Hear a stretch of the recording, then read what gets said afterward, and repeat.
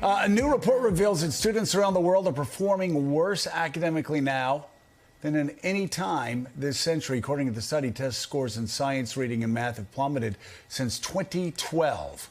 One possible factor contributing to the decline?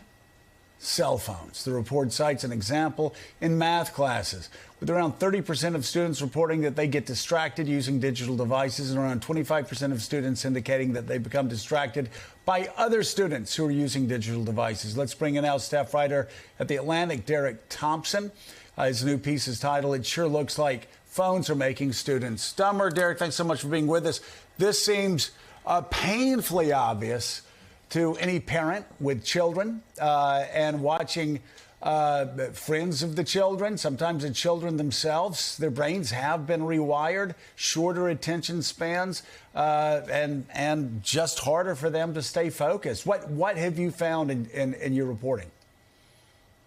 Well, let's go back a few years. I've been very interested in the last few years and been reporting more deeply on the youth anxiety crisis in America. You know, the CDC has found that teen rates of anxiety and depression, the share of teens who say they are, quote, consistently or persistently hopeless or depressed, is at all-time highs. And I've been looking for reasons why this is the case. You can say maybe it's about changes in parenting, maybe it's about the fact that the world is just more depressing, but really I've been most persuaded by the argument that this is mostly a technological story. You see these lines of teen anxiety and depression really begin to rise around 2012, 2013, when smartphone penetration in the US passes 50%.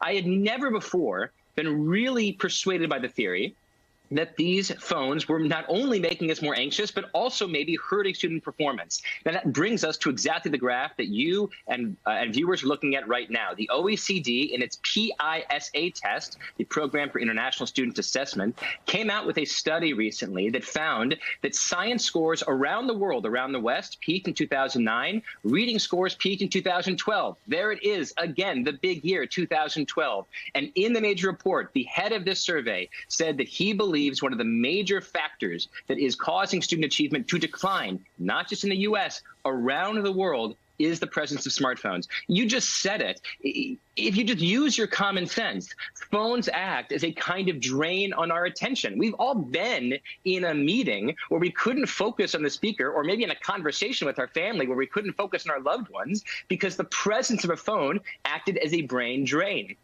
And this is happening for kids that are trying to learn how to read, how to understand biology, how to understand algebra. It seems very clear to me that phones in classrooms are a drain on focus and learning retention, and we should probably begin to do something about it.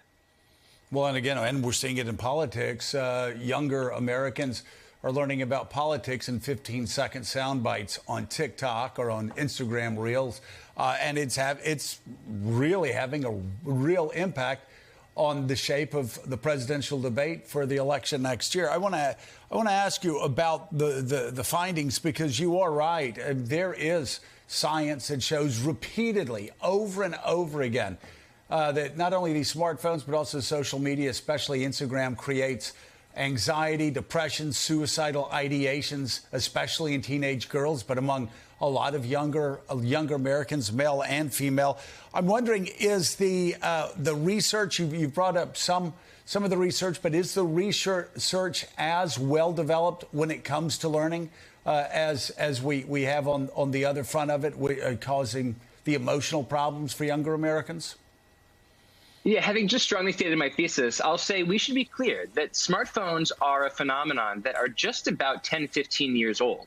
So it's really difficult to be incredibly sure about the effects of a novel phenomenon. That said, I think it's worth thinking about two different mechanisms here. The first mechanism relates to student learning. And that's the mere fact of distraction. We are distracted by our phones. And there is lots of research that suggests the brain drain effect, the mere presence even of a locked phone on a table in front of us, in our pockets, can almost like slurp our attention from us and our attention from what we should be, paying focus to, whether it's someone that we're talking to or a teacher that we're trying to learn from. There's another mechanism, though, that you mentioned. We're talking about both the decline of student achievement and the rise of anxiety. The mechanism, I think, that's causing the rise of anxiety relates not to the mere presence of the phone, but rather to social media. I don't think that teenage minds, which are exquisitely sensitive to the judgment of peers, should be hooked up to a device whereby they can read the anonymous judgment of thousands, if not millions, of their peers.